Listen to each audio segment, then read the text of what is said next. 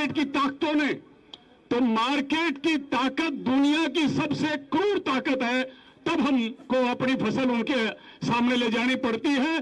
तो उससे सुरक्षा के लिए मंडी आई थी।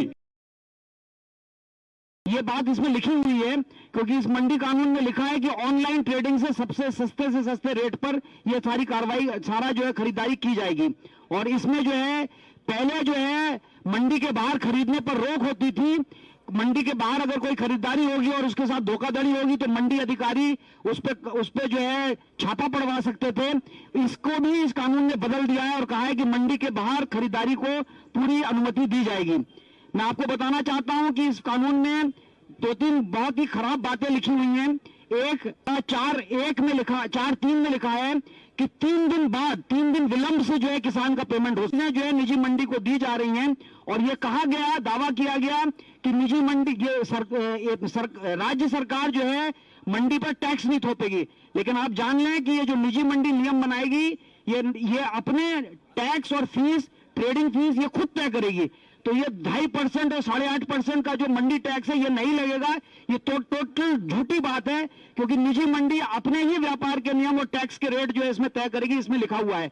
यह भी दावा किया गया था कि तमाम किस्म के बिचौलियों को खत्म कर दिया जाएगा। आप समझिए इसको कि यहां पर लिखा है कि फार्मर प्रोड्यूसर ऑर्गेनाइजेशन और सहकारी समितियां जो किसानों के हित में बनाई गई थी, जो किसानों के हित में काम करना था, उनमें बहुत शिकायतें थी हमें, लेकिन औपचारिक रूप से ये घोषणा थी कि किसानों के हित में काम करेंगी। इसमें लिखा है कि अब वो निजी मंडियों को चलाएंगी, वो निजी कंपनियों के लिए जो इलेक्ट्रॉनिक ट्रेडिंग प्लेटफॉर्म है उसको संचालित करेंगी। तो आपके लिए क्या बचेगा इस कानून के बाद, इसको आप समझ सकते हैं। ये तमाम सवाल हमारे विरोधों में आने चाहिए। मैं अंत में बात समाप्त करते हुए एक बात कहना चाहता हूं। हमसे पूछा जा रहा है कि कब तक आंदोलन चलेगा। हम ये बताना चाहते हैं कि इन कानूनों पे तो जीत पे चलेगा ही, लेकिन हम ऑलरेडी बहुत सारी जीत हासिल कर चुके हैं। हमने हरियाणा और पंजाब के किसानों के विवाद को, जिसको सतलुज जमुना लिंक कैनाल में बनाया जाता था, उसको हमने जो है दूर कर दिया है। हमने सांप्रदायिक एकता स्थापित कर दी है। हमने सरकार को मजबूर किया है।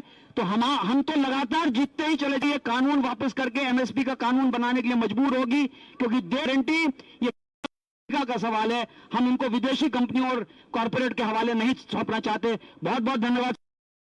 जुझारू दोस्तों से पत्रकार साथियों, मैं किसान भाइयों को एक हौसले वाली बात बताना चाहता हूं, पर बताऊं पंजाबी च।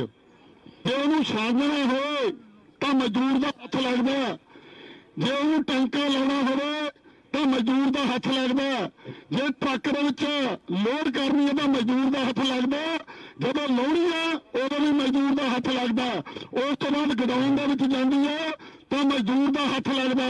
मैं तो कहूंगा किसान का रोटी घट्टो घट जो पेंडू मजदूरों को रोटी मंडियां बार बार रोकने की कोशिश की, साडे मीडिया भाईचारे को भी रोकया गया। तुसीं अज दिल्ली की पार्लीमेंट की हक के उत्ते पैर धरिया, इत्थों कंध पर लिखा पढ़ना चाहिए। इन मार्केट की ताकतों ने, तो मार्केट की ताकत दुनिया की सबसे क्रूर ताकत है, तब हमको अपनी फसल उनके सामने ले जानी पड़ती है। तो उससे सुरक्षा के लिए मंडी आई थी।